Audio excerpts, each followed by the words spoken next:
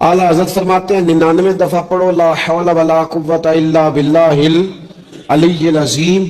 फरमाया अल्लाह ताला तुम्हें 99 बीमारियों से शिफा देगा और उसमें सबसे छोटी बीमारी टेंशन की बीमारी है, सबसे छोटी बीमारी गम की बीमारी है, छोटी, बाकी बड़ी बड़ी होंगी। इस वजीफे को नहीं आपने छोड़ना और ये पाबंदी करनी है, करेंगे इंशाअल्लाह ताला। और तीसरा वजीफा है दरूद पाक। ये बंदा दरूद पाक पढ़ता है तो पता होता क्या है, एक बार पढ़ो तो 10 रहमतें, 2 बार पढ़ो तो 3 बार पढ़ो तो 4 दफा पढ़ो तो फिर तो चारों जानब रहमत ही रहमत हो जाती है। दरूद पाक को कभी ना छोड़ो अपनी जिंदगी में। आज आप अपने आप से आहद करें, कोई रात ऐसी ना गुजरे कि दरूद पाक पढ़े बगैर हमें नींद आ जाए। ये ज़हन बना, ये 2 वजीफे और तीसरा दरूद पाक। चौथी बात आपकी खिदमत में ये अर्ज करनी है कि रमजान शरीफ आ गया है।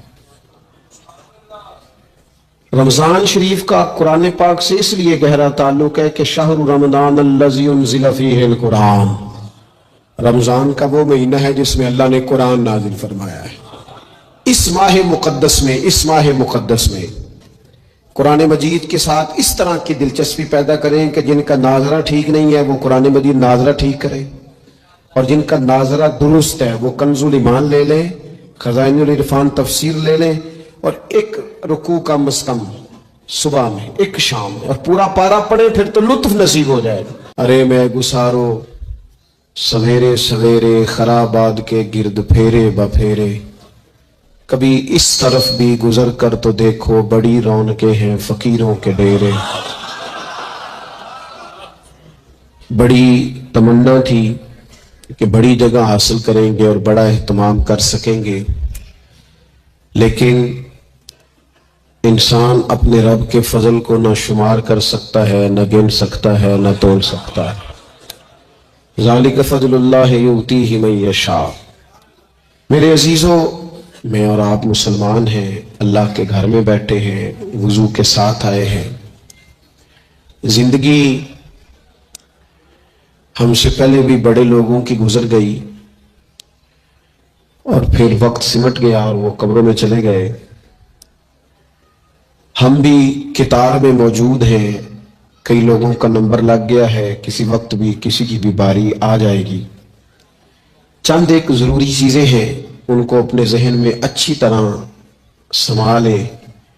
सबसे पहले ये समझ लें कि अमल ज़िंदगी का हुस्न है, नेकी, परहेजगारी, नमाज, रोज़ा, हज, ज़कात, खिरात, इखलाक, लेकिन जो निजात का दारो मदार है वो अमल पर नहीं, वो अकीदे पर है। अगर अकीदों में खराबी आ जाए, अल्लाह ताला की ज़ात के बारे में, रसूल पाक अलैहिस्सलाम के कमालात के बारे में, हुजूर अलैहिस्सलाम की तय्यब व ताहिर आले पाक के बारे में, या हुजूर के जमी सहाबा के बारे में, किसी के अकीदे में कमी आ गई,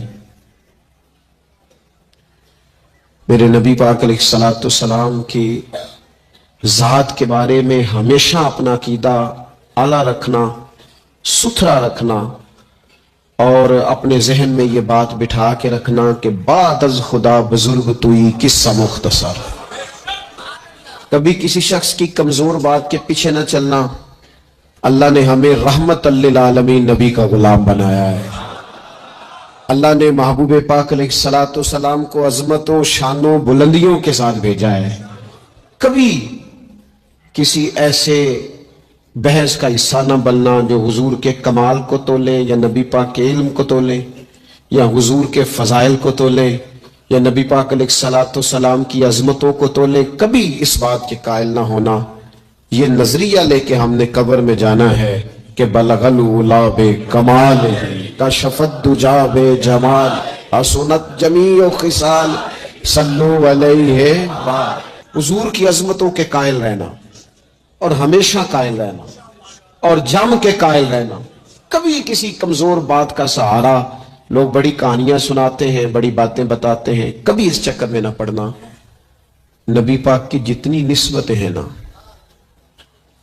उन सब का एहतराम करना, ہمارے بزرگ نا جس گدے مبارک پر محبوب سوار ہوتے ہیں نا اسے گدھا نہیں کہتے، ہمارے بزرگ اسے کہتے ہیں دراز گوش شریف۔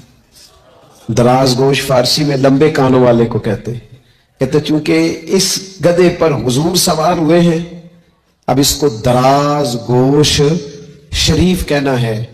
کہتے کبھی وہ مٹی تھوڑی محبوب کریم علیہ الصلوۃ والسلام کے قدمین شریفین کے قریب آئے تو یہ نہیں کہنا قدموں کو مٹی لگ گئی، کہنا کچھ مٹی حضور کے قدم چومنے لگی، مٹی حضور کے قدم چومنے لگی۔ کبھی بات کرنا ہوتی تو کہتے کہ بیماری آئی تھی محبوب پاک سے فیض لینے کے لیے۔ تو بہت احترام کے جذبات۔ اعلیٰ حضرت بریلوی رحمت اللہ علیہ کے سامنے کسی نے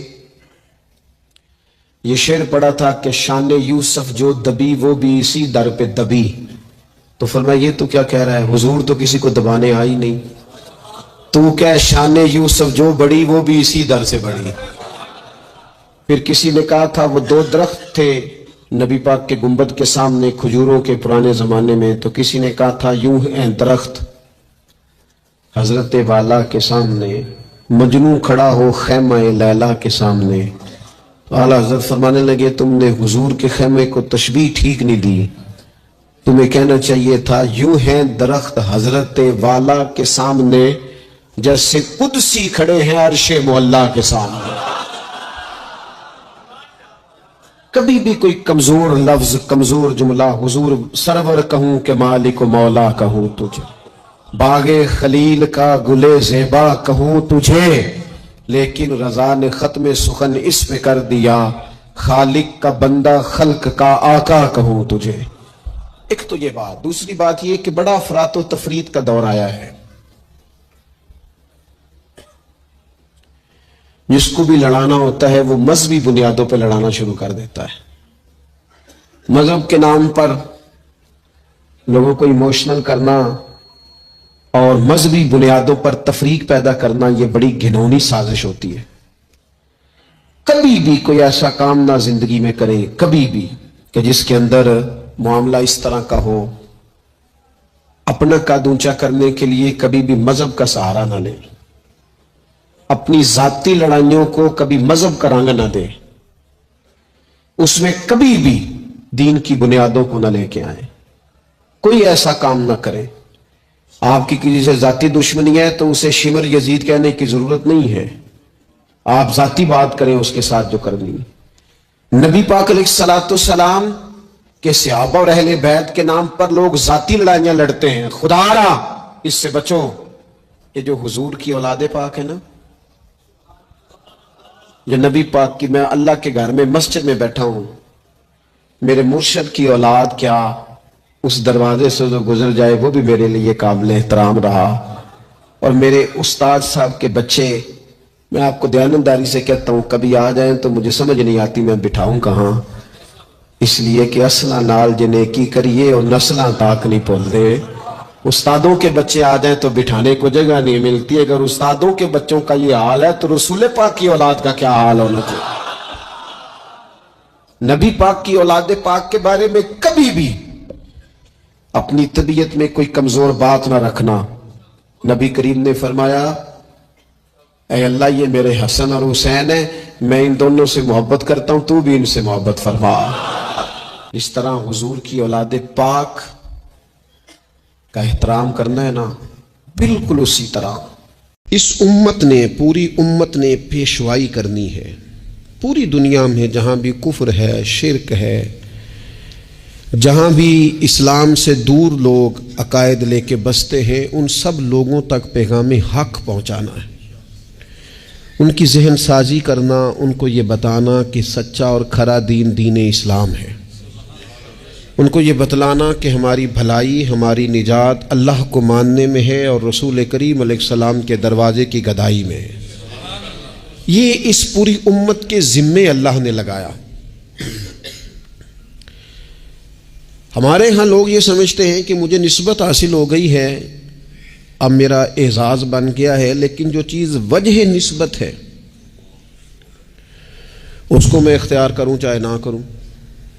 استاد بڑا باعث افتخار ہے، پر اس کی وجہ عزت یہ ہے کہ وہ پڑھاتا ہے، اور اگر وہ پڑھائی نہ، وہ کہے جی میں استاد ہوں میری عزت کرو، بھئی آپ کا جو منصب ہے وہ بھی تو پورا کریں آپ۔ ایک شخص ہے جس کی وجہ عزت یہ ہے، وجہ فضیلت یہ ہے کہ وہ کسی کو کوئی ہنر سکھاتا ہے، کوئی کام سکھاتا ہے، وہ کہے کہ میری عزت تو کرو، پر جو وجہ ہے عزت کی وہ میں پوری نہیں کروں گا، تو لوگ کہیں گے بھی جو وجہ اعزاز ہے وہ تو آپ نے پورا کیا ہی نہیں۔ اس امت مسلمہ کی جو وجہ فضیلت ہے وہ سب سے پہلی تو یہ ہے کہ یہ رسول پاک کی امت ہے، یہ سب سے پہلا اعزاز ہے، اور دوسری اس کی جو فضیلت اللہ کے قرآن نے بیان کی وہ یہ کی کہ تأمرون بالمعروف، یہ لوگوں کو بھلائی کا حکم دینے والے لوگ ہیں، وتنہون عن المنکر، اور یہ لوگوں کو منکرات سے، بری چیزوں سے، بری باتوں سے روکنے والے ہیں۔ اس امت نے غلبے کا کام کرنا تھا، دنیا پہ دین کے جھنڈے کو بلندی دینی تھی۔ ہمارے ہاں جو ہمارا دین ہے نا، اسے ہم نے بطور مذہب کے لیا ہے، بطور دین کے نہیں۔ ہم دین اسلام کو مذہب کے طور پر لیتے ہیں، نماز پڑھنا، روزہ رکھنا، شادی کا موقع آ گیا تو چلو باقی سارے کام اپنی مرضی کے، اور نکاح ضرور کرنا ہے، ایجاب و قبول کرانا ہے دینی طریقے پر، اچھی بات ہے۔ ہم اس کو بطور مذہب کے لیتے ہیں، بطور دین کے نہیں۔ یعنی ہم کہتے ہیں کہ ہم مسجد کے اندر تو اسے قبول کریں گے، لیکن جب دینی طور پر قبول کریں گے نا، پھر ہم مطالبہ کریں گے کہ کچہری میں بھی رسول اللہ کا دین ہونا چاہیے۔ پھر ہم نفاذ کی بات کریں گے، پھر ہم اس کے غلبے، هو الذی ارسل رسولہ بالہدی والدین الحق، یہ دین ہے، والدین الحق لیظہرہ علی الدین کلہ۔ اللہ فرماتے ہیں یہ رسول ہم نے اس لیے بھیجے ہیں دین حق دے کے، تاکہ اس دین کو سارے دینوں پر غالب کر دیں، اس کا غلبہ ہو۔ ہمارا کفر کے ساتھ یہ طریقہ ہمیشہ یہ رہا، غیروں کے ساتھ، کہ بھئی دین ہمارا چلے گا، تم ہمیں جزیہ دو، اپنے مذہب کے مطابق تم کرو پوجا پاٹ معاذ اللہ جو تم نے کرنی ہے، اگرچہ وہ درست نہیں ہے۔ لیکن اب کیا ہوا ہے؟ اب یہ ہوا ہے کہ نظام ان کا ہے ہر جگہ پہ، اور ہمیں یہ کہا گیا ہے کہ نماز پڑھو کوئی حرج نہیں، روزہ رکھو، زکوٰۃ دو، خدمات کرو، لیکن جو نظام ہے ارسل رسولہ بالہدی والدین الحق لیظہرہ علی الدین کلہ، وہ ہمیں کہتے ہیں کہ نظام ہمارا رہے گا۔ امریکہ، افریقہ، برطانیہ میں نماز پڑھنے پر تو کوئی پابندی نہیں، لیکن وہ آپ کو آپ کے قانون کے مطابق نفاذ دین کی اجازت، اور یہاں بھی یہ حال ہے۔ ہمارا سیاستدان کیا کہتا ہے مولوی نماز پڑھے، کون منع کرتا ہے؟ بڑی مسجد بنائے، لیکن سیاست کی بات نہ کرے، وہ غلبے کی بات نہ کرے، وہ اسمبلی میں دین کی بات نہ کرے۔ یہ وہ بنیادی فرق ہے جسے سمجھنے کی ضرورت ہے کہ جب تک نفاذ دین نہیں ہوتا اتنی دیر تک یہ تفریق ختم نہیں کی جا سکتی کہ یہ امیر ہے اور یہ غریب ہے۔ اتنی دیر تک، یعنی آپ تک نماز تو آئے گی اگر آپ بطور مذہب دین کو لیں گے، لیکن انصاف نہیں آئے گا۔ انصاف گھر میں تب آئے گا جب دین نافذ ہوگا۔ غریب کو اس کی داد رسی اس وقت ہوگی جب کچہری میں اور جب پارلیمنٹ میں دین آئے گا۔ یہ ضروریات زندگی کی تب پوری ہوں گی، ورنہ ٹھیک ہے غریب کی مدد ہو رہی ہے، مسکین سے تعاون ہو رہا ہے اپنے لب و لہجے، تو دین کے لیے جد و جہد کرنا، دین کے نفاذ کی کوشش کرنا، سب سے پہلا مسئلہ تو یہ ہے دین کیسے نافذ ہو۔ سب سے پہلا مسئلہ تو یہ ہے کہ ہمارے اندر وہ خاص شعور ہی نہیں کہ مذہب کو نافذ ہونا چاہیے، کیونکہ اپنی اپنی دکانداری، اپنا اپنا نظام، اپنا اپنا حساب، اپنے اپنے طریقے سے سب لوگ لے کے چل رہے ہیں۔ وہ ایک نظام کے جھنڈے کے تلے آنے کو تیار ہے۔ سب سے پہلی بات تو یہ ہے کہ ہمارے اندر دینی شعور پیدا ہو، ہم پسند کریں اس بات کو کہ اگر نبی پاک نے سادہ کھانا پسند کیا تو ہمیں بھی سادہ پسند ہے۔ ہم پسند کریں اس بات کو کہ اگر حضور نے فرمایا ہے کہ سادی بارات جائے گی، تھوڑے سے لوگ ہوں گے، نکاح آسان ہوگا، وہ برکت والا ہوگا، تو ہمارا یعنی وہ جو ہمارے اندر چیز پنپتی ہے نا کہ میں مطلب چاہ کرنا ہے میرے منڈے دا بیاہ ہے، وہ پنپے نہ، وہ خواہش نہ پیدا ہو۔ سب سے پہلی بات تو یہ ہے ہم کہیں یار میں اسی طرح بیٹی کا بیاہ کروں گا جس طرح مدینے والے نے سیدہ فاطمہ کا کیا ہے، ہم اسی طرح نکاح کو رواج دیں گے جس نکاح کا رواج نبی پاک نے مولا علی شیر خدا کے لیے پسند فرمایا ہے۔ یہ جب پہلی بات تو یہاں اپنے آپ کو کھڑا کرنا بڑا ضروری ہے، یہاں نہیں کھڑا کر پاتے۔ اگر پیسے ہاتھ نہیں آئے تو چلو ٹھیک ہے، ہم سادے ہو گئے، اگر آ گئے تو یاد رکھو فقیری میں فقیری کرنا کوئی کمال نہیں، کرنی پڑتی ہے، مجبوری ہوتی ہے۔ فقیری میں فقیری کوئی کمال نہیں، کمال تو یہ ہے کہ تو بادشاہی میں فقیری کرے، تیرے پاس لاکھوں پڑے ہوں پر تیرا مزاج فقیرانہ ہو، کروڑوں اربوں تو خرچ کرنے کی طاقت رکھتا ہو لیکن تو کہے نہیں میں مزاج فقیر۔ سلام اس پر کہ جس نے بادشاہی میں فقیری کی، سلام اس پر کہ جس نے بے کسوں کی دستگیری کی، سلام اس پر کہ جس نے بادشاہی میں فقیری کی۔ نبی پاک علیہ السلام نے بادشاہی میں فقیری کی، حضرت ابو بکر نے بادشاہی میں فقیری کی، حضرت سیدنا عمر فاروق نے بادشاہی میں فقیری کی، کروڑوں خرچ کرنے والے عثمان غنی، لیکن سیدنا عثمان غنی کی شان یہ ہے کہ جب خطبہ دینے کے لیے منبر پہ بیٹھتے ہیں تو کرتے پہ بھی پیوند ہیں اور ان کی تہمت پر بھی پیوند ہیں اور ان کی پگڑی بھی پرانی ہے۔ تو لوگوں نے کہا یہ کیا ہے؟ تو کہا یہ وہی ہے جو ہمیں مدینے والے رسول نے سکھایا ہے، وہ خرچ کرنا ہے دوسروں پر، وہ سارے کا سارا اپنے اوپر اعلیٰ آسائشیں حاصل کرنا اور پتہ نہیں کہاں سے کہاں نکل جانا۔ حضرت مولا علی شیر خدا امیر المومنین ہیں، لیکن کوفے کی جامع مسجد کے باہر کھڑے ہو کے کہتے ہیں میری زرہ خرید لو، تامت زیادہ پرانی ہو گئی، اب تو پیوند کی جگہ بھی نہیں رہی، اگر پیسے ہوتے تو میں زرہ نہ بیچتا۔ یہ بادشاہی میں فقیری ہے۔ یہ کون ہے؟ یہ علی کون ہے؟ یہ حسنین کون ہیں؟ یہ دنیا کے باغ کے مالک نہیں، یہ تو جنت کے مالک لوگ ہیں، لیکن بادشاہی میں فقیری ہے۔ ایک تو یہ ماحول بنائیں کہ دین کو بطور دین قبول کریں، جس کو تجارت نہ بنائیں کہ میں نفل پڑھوں گا تو میرا کام صحیح چلے گا تو میں فلانا کام کروں گا۔ عبادت کو عبادت رہنے دیں، اگرچہ تسبیحات گننا جائز ہے لیکن ہر وقت اپنی نیکیاں گنتے ہی رہنا اور کانوں میں بتا دینا کہ آج میں 4,500 پڑھے ہے، یہ بھی ٹھیک۔ زاہدوں نے یہ عجب کام کیا، اب بس ہے نا کہ تسبیح کے دانوں سے جو کام لیا، چاہیے تھا نا کہ بے شمار پکارتے تجھ کو۔ اور یہ بھی کوئی بات ہے گن گن کے تیرا نام لیا، گن گن کے تیرا نام لیا۔ وہ جو دیتا ہے وہ بھی کبھی گنا ہے، لیکن اس کا نام بھی لینا تو پہلے گن لینا۔ یہ کیا بات ہوئی؟ میں نے کہا گننا جائز ہے، لیکن اس گننے میں اپنے آپ کی بڑھوتری بیان کرنا کہ میں بڑی شے ہوں، میں نے اتنا پڑھا، یہ درست نہیں ہے۔ تو میرے عزیز، ایک تو دین کو نافذ کریں، اپنی طبیعت جی دین جو کہتا ہے نا۔ خواجہ صاحب نے خط لکھے ہیں، کچھ 8 خط میں نے خواجہ صاحب کے پڑھے ہیں جو خواجہ قطب الدین بختیار کاکی کے نام ہے۔